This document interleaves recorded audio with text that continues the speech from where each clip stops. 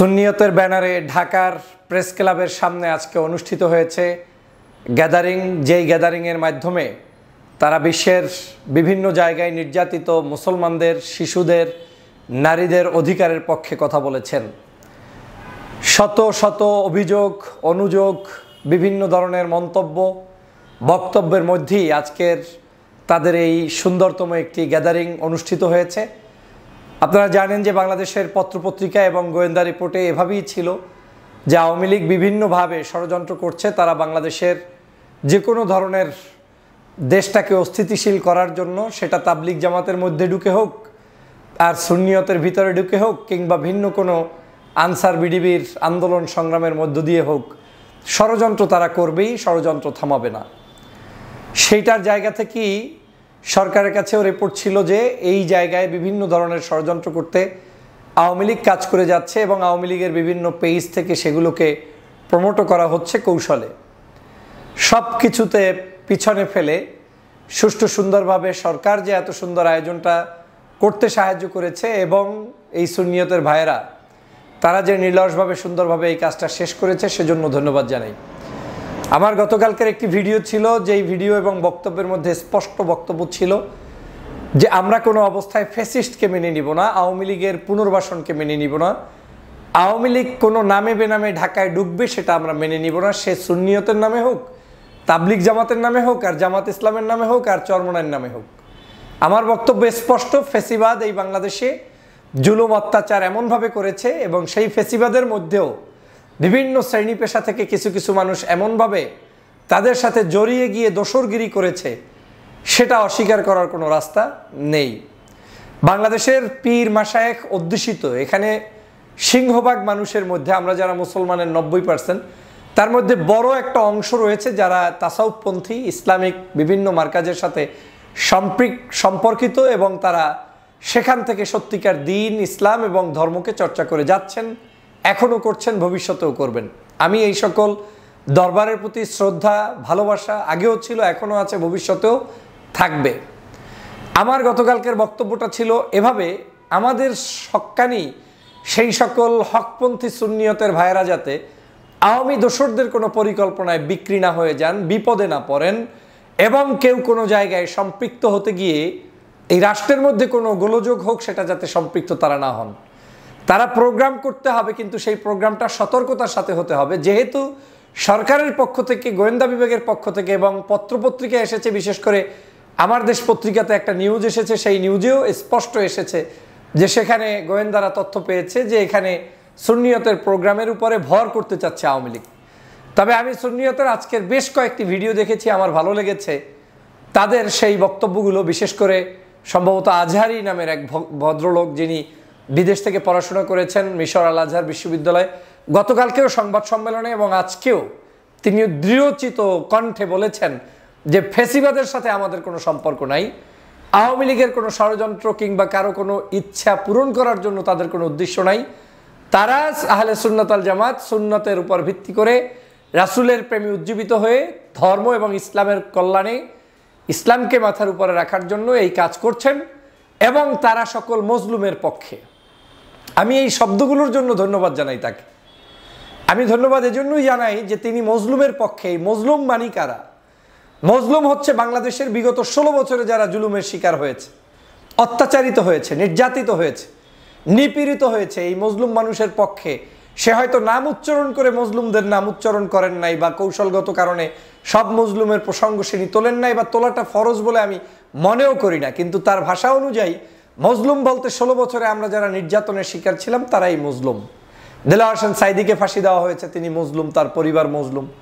আরমানকে আপনার কি বলে আয়নাগরে বন্দি রাখা হয়েছে, আমান আল আজমিকে বন্দি রাখা হয়েছে, তারা মজলুম। দেশনেত্রী বেগম খালেদা জিয়া, তার উপরে জুলুম করা হয়েছে, তিনি মজলুম। জামাতে ইসলামের সিংহভাগ নেতাদেরকে 13 সালে ফাঁসির কাস্টে ঝুলিয়েছে, তারা মজলুম। এই মজলুম মানুষদের পক্ষে তিনি যে বলেছেন যে আমরা ফ্যাসিবাদের দোষর নই এবং আমরা ফ্যাসিবাদ আমাদের ট্যাগ লাগানো থাকুক, এটা আমরা চাই না। আমি আপনাকে ধন্যবাদ জানাই। অবশ্যই এই বাংলাদেশের বিভিন্ন শ্রেণী পেশার মানুষের কার্যক্রম থাকবে, তারা তাদের কর্মপদ্ধতি করবে, কিন্তু ফ্যাসিবাদ, আওয়ামী লীগ এবং শেখ হাসিনার চরিত্রে আমাদের কাউকে কোনো ভূমিকা রাখলে আমাদের দেশের জন্য, স্বাধীনতার জন্য, ধর্মের জন্য অত্যন্ত দুষ্কর হয়ে যাবে এবং দেশের জন্য ক্ষতিকর সব কিছু বয়ে নিয়ে আসবে। কারণ আপনারা আজকে যখন মোদির ছবির উপরে আজকের বিভিন্নভাবে জুতা টুতা দিয়ে এখানে মিছিল করেছেন, এই আধিপত্যবাদের বিরুদ্ধে মিছিল করেছেন, এটাই সত্য কথা, এটাই বাস্তবতা। এবং আপনাদেরকে কেউ না কেউ গত 16 বছর সামহাও বিক্রি করার চেষ্টা করেছে। বিক্রি করে করে আপনাদের মধ্য থেকে 2-4 জন, 5 জন, 10 জন বড় কোনো ব্যক্তিদেরকে কোনো এক জায়গায় তারা যে কোনো মূল্যে ক্রয় করে নেওয়ার চেষ্টা করেছে। আমি চাই না কখনো অবস্থাতেই আপনারা সেই ধরনের ব্যক্তিদের মতো করে সুন্নিয়তের খেদমত করবেন, অবশ্যই না। আপনারা স্বাধীনভাবে চলবেন, বুক ফুলিয়ে কথা বলবেন, কিন্তু সেটা হতে হবে বর্তমান এই বাংলাদেশের যুব সমাজ, ছাত্র সমাজ, বাংলাদেশের মুসলমানদের চাহিদার আলোকে। যেটা আমরা চাই, এই 5ই আগস্টের পট পরিবর্তনের পরে আওয়ামী লীগের কোনো কিছুই আমরা কোনো অংশে আমরা চাই না। সেটা বিএনপির নামের সাথেও চাই না, জামাতের নামের সাথেও চাই না, চরমনাই, হেফাজত, তাবলিগ, আপনারা সুন্নিয়ত কারো নামের আগে চাই না। এর বাইরে আপনি যা করেন কোনো আপত্তি নেই।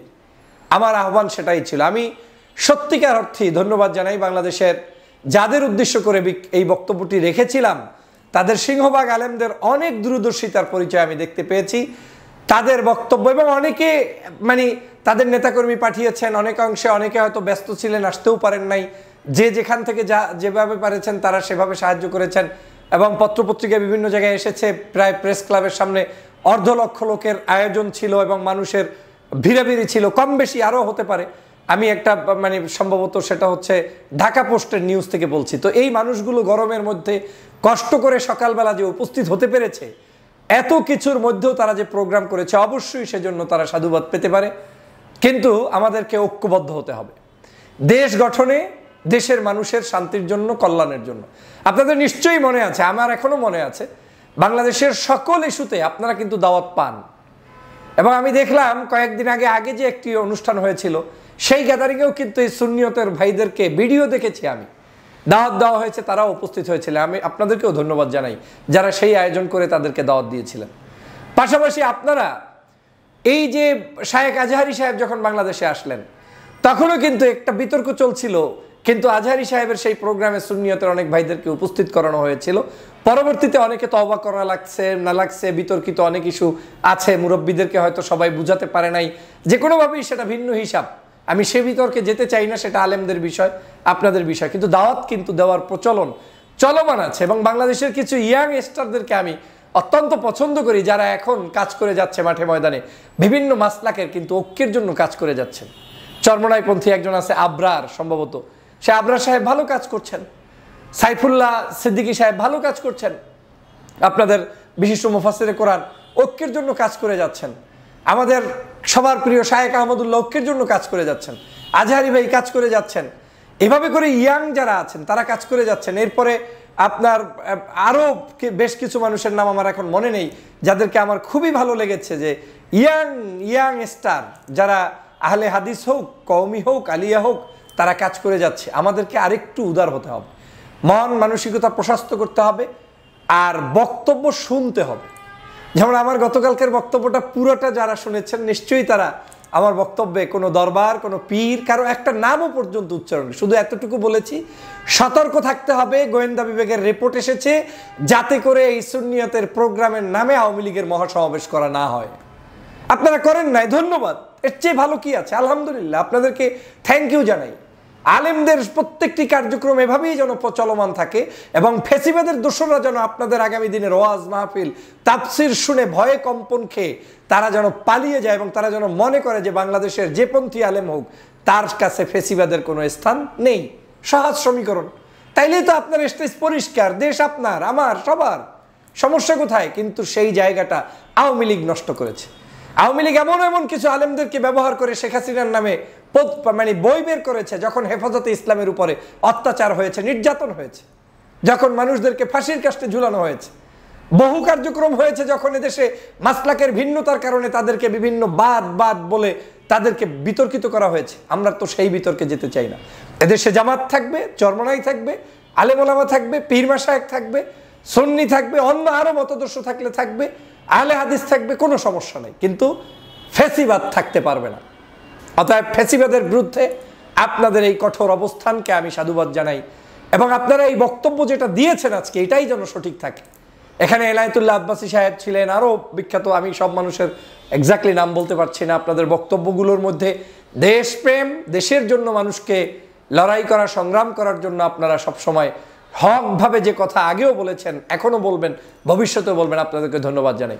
এই এনায়েতুল্লাহ আব্বাসী সাহেবের বিরুদ্ধে যখন সারা বাংলাদেশের 116 জন আলেমের তালিকা করে তারপরে শয়তানি করা হয়েছিল, আমি প্রতিবাদ করেছি, আমি প্রতিবাদ করছি। আমি নিজে জশ্নে জুলুস সহ বিভিন্ন অ্যাক্টিভিটিসে আমার জানা মতে বহুবার গিয়েছি, বিভিন্ন কার্যক্রমে। কিন্তু আমি চাই ঐক্য, এবং আমি চাই সকল ধরনের শয়তানি মুক্ত বাংলাদেশটা যেন গঠন করতে পারি। এই ফেসিবাদের দোসররা জানে, এই যে তাবলিগ জামাতের মধ্যে মানুষ মারা গিয়েছে 4 জন, আমার তো কোনোদিন বিশ্বাস হয় না যে তাবলিগের লোকেরা তাদেরকে মারতে পারে। এখানেও আওয়ামী লীগ ঢুকে তারপরে ষড়যন্ত্র করে তাবলিগটাকে ভেঙে চুরে চুরমার করতে চেয়েছে, পার্শ্ববর্তী দেশের একটা আধিপত্যবাদ এদেশে প্রচলিত রাখার জন্য। অতএব ওই তাবলিগের যেই লোক মানুষ মেরেছে সেই ব্যক্তির পক্ষে আপনি কোনোদিন থাকতে পারেন না। আপনি তাবলিগের পক্ষে থাকবেন, কিন্তু ঠান্ডা তাবলিগ থাকতে হবে, যেই তাবলিগ মানুষকে মারবে না। আমি তখনও বলেছিলাম এটা ষড়যন্ত্র, গতকালকেরও ভিডিওতে বলেছি, আপনাদেরকে দিয়ে মহাসমাবেশ করার পরিকল্পনা করছে তারা। হয়তো তারা বিভিন্ন জায়গায় ষড়যন্ত্র করে যখন ষড়যন্ত্র ওপেন হয়ে গিয়েছে তখন তারা আর এটাকে করতে পারে নাই, বুমেরাং হয়ে গিয়েছে। এজন্যই তো সরকারকে ধন্যবাদ জানাই। এতে তো আপনারা আমাদেরকে আরও ধন্যবাদ জানানোর কথা, আপনাদের এত সুন্দর আয়োজনে, যাতে মানুষকে সতর্ক করে আমরা সুন্দরভাবে এই আয়োজনকে সফল করতে সহযোগিতা করেছে একে অপরকে। সর্বোপরি বলতে চাই, আমাদের দেশ ছোট্ট, আসুন সবাই মিলে দেশকে গঠন করি এবং ফেসিবাদের মুখোশ উন্মোচন করি, এবং হকপন্থী সেলসেলাগুলো যেন সুন্নিয়াতের কার্যক্রম মার্কাজগুলো নিয়ে দ্বীনের খেদমতে এগিয়ে যেতে পারে, এবং সকল দুষ্ট ভণ্ড যারা সমাজকে ধ্বংস করতে চায়, নষ্ট করতে চায়, কারো দালালি করতে চায়, তাদের হাত থেকে যেন রক্ষা পাই, সেই দোয়াও আমাদের করতে হবে। সবাইকে ধন্যবাদ। আল্লাহ হাফেজ।